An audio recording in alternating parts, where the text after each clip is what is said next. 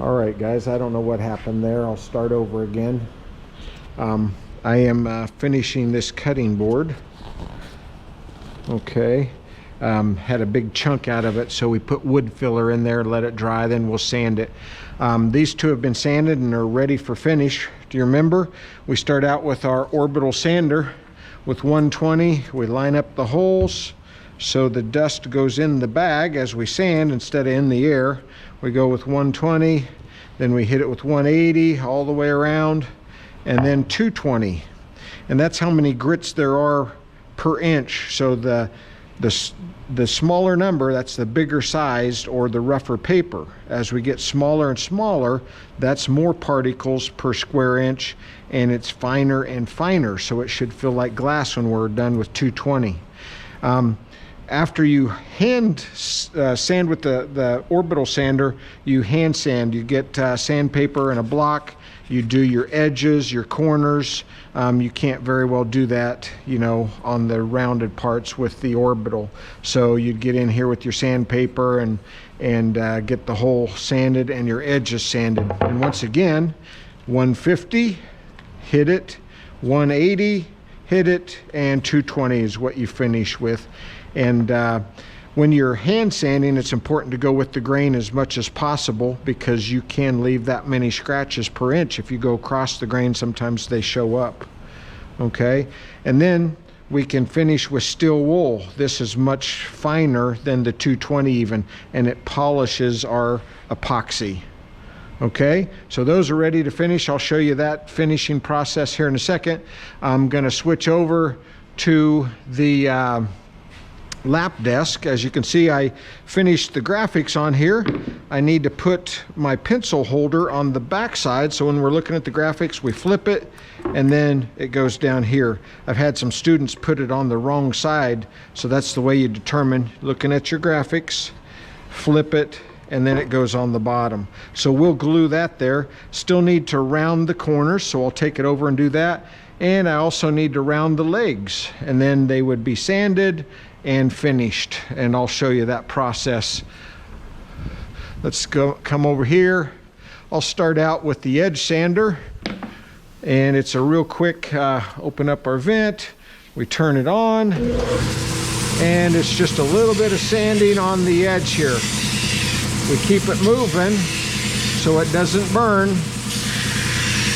As you can see, it burns really fast, doesn't it? So try not to push hard.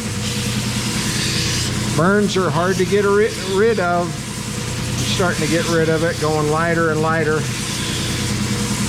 Okay?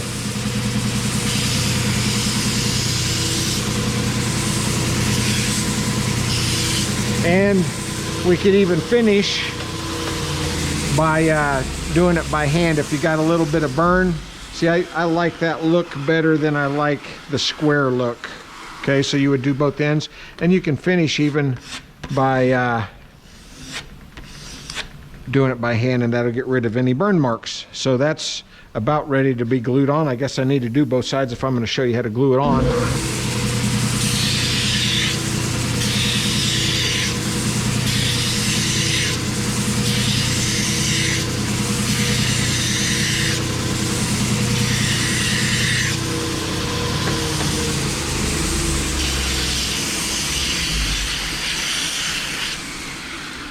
Okay, don't want to touch that belt. It'll remove hide pretty quickly. Let's see if they're close in angle. Close enough, okay, for a pencil holder. I'll put that in my pocket and we'll go glue that on here in a second. So I was going to show you the legs, right? Got both our legs, and we need to router them on both sides. So very irregular shape. It follows the bushing again, and we round our edge. Here we go.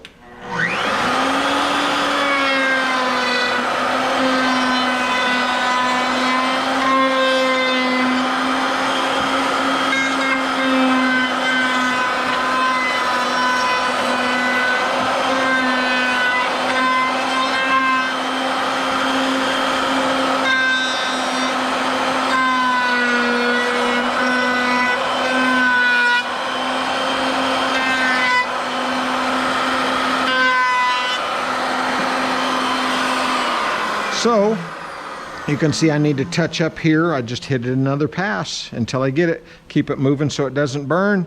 Then we flip it over, we do the other side.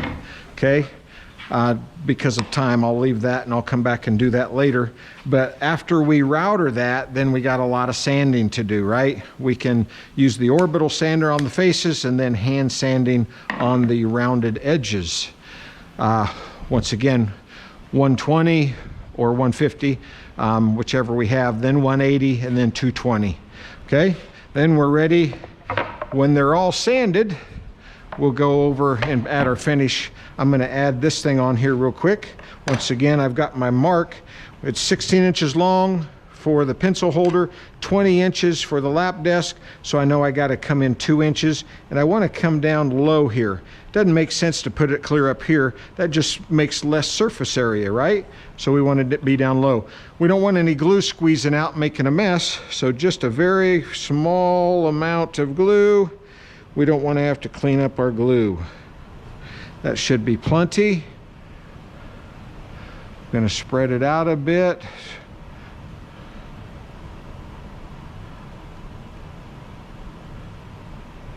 So it doesn't squeeze out on me, hopefully. And if it does, I'll scrape it off. Remember, if it's got glue, that glue doesn't take the finish. So it'll look white where the rest of your board turns dark.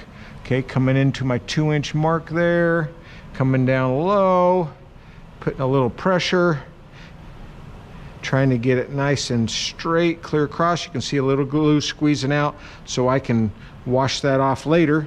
I'm going to use my clamps to hold it in place. I'm pushing down on it just enough to where it's going to get tacky and not slide around on me. And these will hold them. Keep this on there a good hour or so. And that will hold them in place. And we can glue it, or we can get rid of the glue and do our finish sanding later. Okay, so that's ready to be sanded when the glue's dry. After sanding, all our steps of sanding, we're ready to finish. Let's go talk about finish here. So the cutting boards, if you remember, they get a mineral oil. Okay, we just put some mineral oil on. And mineral oil, you don't even have to wear gloves. You could actually, should have had the thing opened.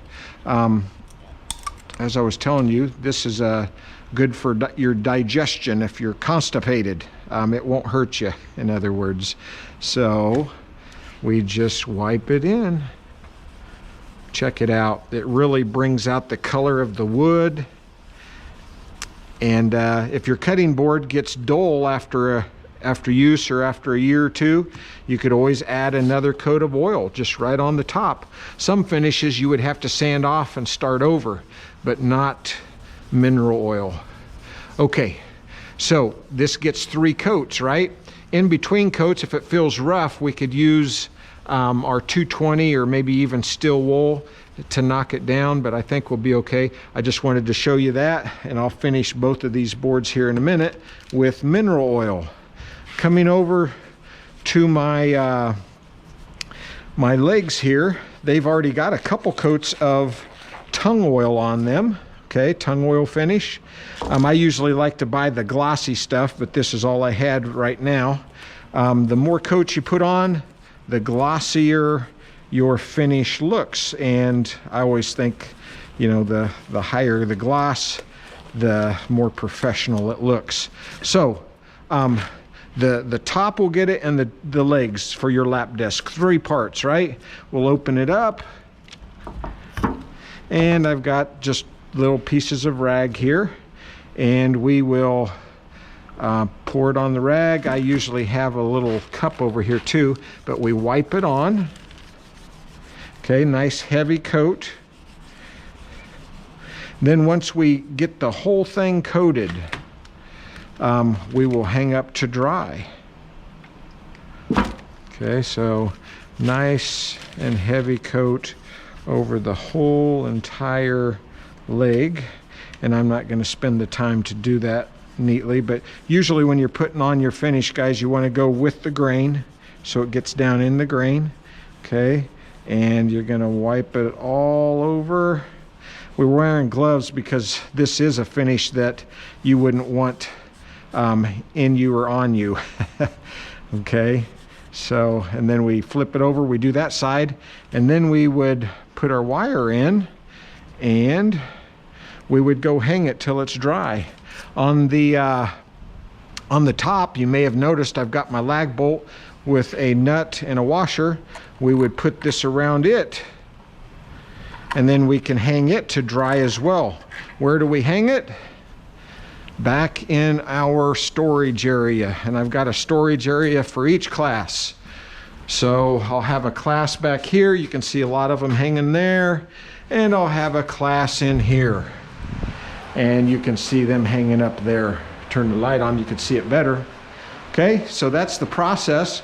Once you get your 3 coats on the cutting board and or the lap desk, you get to assemble it, take it home. It's yours. All right, guys, so that's our process. I will see you next time.